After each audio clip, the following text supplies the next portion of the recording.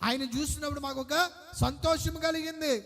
ఇదిగో ఈ సంతోషం ఇతరులకు మేము తెలియజేస్తూ ఉన్నాం. ఈరోజు ఈ మందిరంలో సంతోషం ఉందని, నువ్వు నమ్ముతున్న యేసేలో గొప్ప కార్యాలు ఉన్నాయని ఎప్పుడైనా పక్క వారికి చెప్పావా?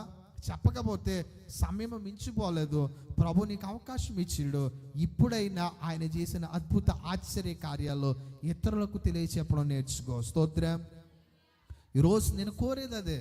ఒక గొర్రెల కాపరిగా, ఒక విశ్వాస వీరునిగా, ఒక విశ్వాసిగా ఉన్న నీవు నేను కూడా మనకి ఇంక వేరే ఉద్యోగం ఏమీ లేదు. ఏముంది? దేవుని మాటలు చెప్పడమే ప్రభు నీకు నాకు ఇచ్చిన గొప్ప ఉద్యోగం. మనం ఏం చేస్తాం? కంప్లైంట్ చేస్తాం. ఏం చేస్తాం అంటే అది లేదు ఇది లేదని కంప్లైంట్ చేస్తాం.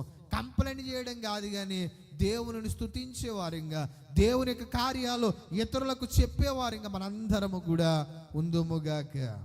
ఆమేన్.